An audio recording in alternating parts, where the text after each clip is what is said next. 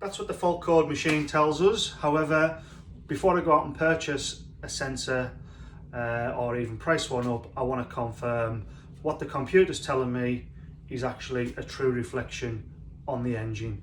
So I'm going to show you how to do that. So if you don't have a machine, okay, this is how you can check the control position sensor.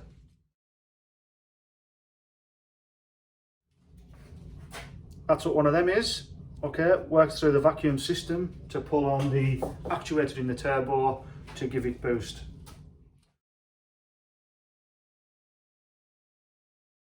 So under the bulkhead, I've already in advance unbolted it, but this is the unit here.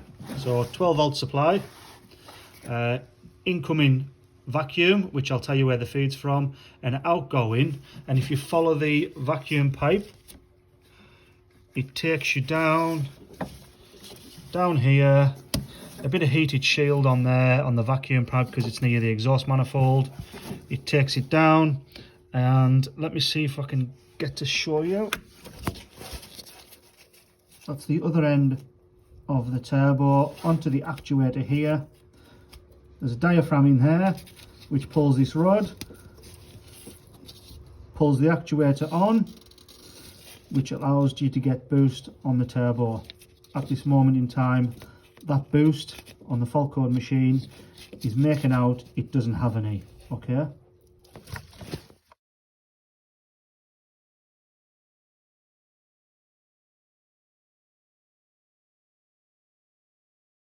The engine provides its own vacuum around the engine.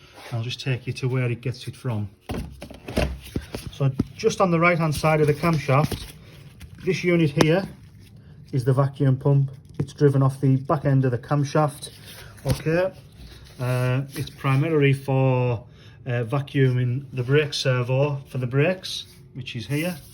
So this is the vacuum pipe that's on the vacuum pump going to the servo. Okay, and you don't really need to know this, but it's you guys who wants to maybe know a bit more about it.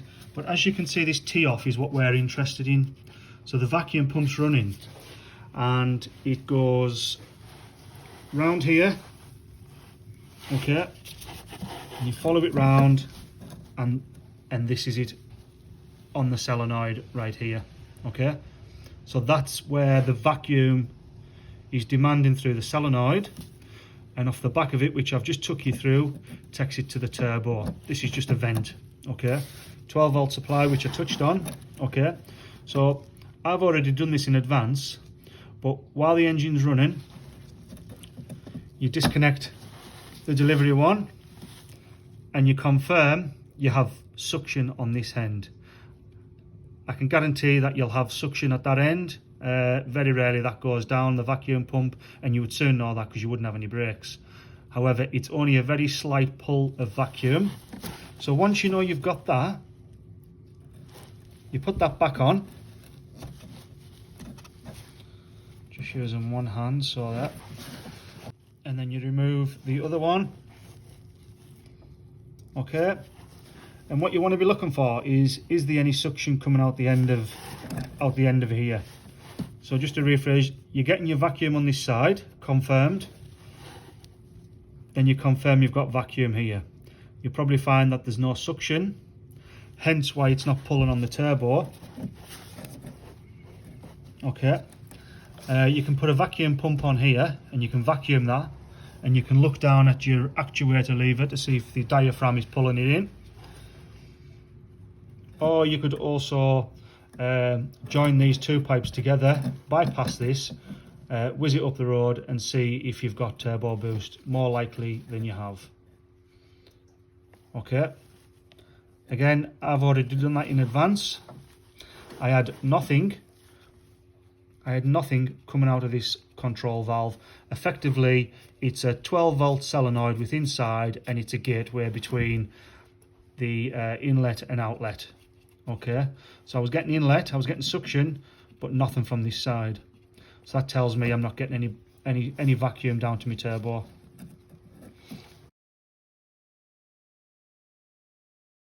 I've went out to our local suppliers and also purchase one which they have in stock, which tells us, you know, they wouldn't have it on the shelf if there wasn't a reason to, so it must be a popular fault. Okay, so I've got a P29900, which is a really good brand. Okay, step one. So there's a 10mm socket required to take a nut off here. I've already took it off in advance, as you can see. That takes it off, and there's one directly behind it here, but you only have to slacken that off, because as you can see, it's elongated just there, so you don't have to take it out, and you just took that out. Okay, disconnect this hose, this one here. Okay, and also disconnect that one. Don't worry about getting these mixed up, because when you come to put them back on, there's two different sizes, so one's bigger than the other, so you can't get them mixed up. Okay, just push your finger on the lever on the socket and pull that out. Okay, and that's your supply line off, and then slide it out the back. So see, I was saying you don't have to take the second bolt out, you just need to slacken it and then slide it out of there. Okay, as I showed you earlier, we have a P29900 brand new solenoid valve. P29900, just for information, also supplies original manufacturers off the production line, so equivalently you're getting pretty much an original equipment going back on. Okay,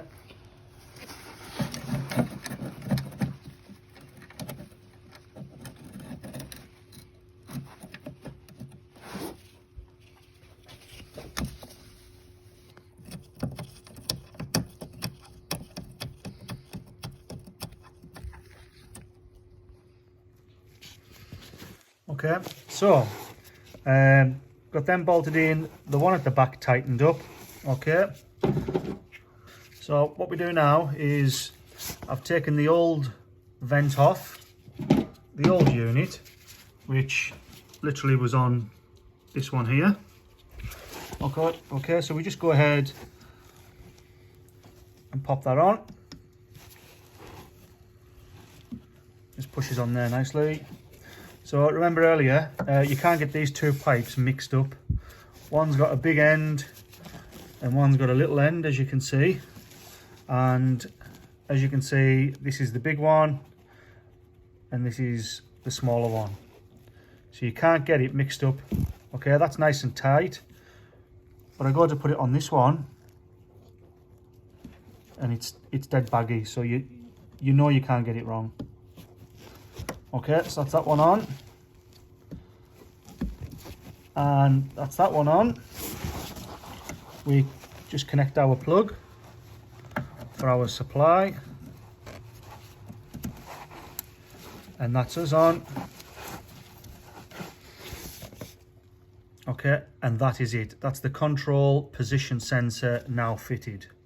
Okay, now just to prove that this works, you can go down to your turbo, you can fire the engine up, and you'll instantly see the actuator valve moving. Okay, I'll try and do that now on the video.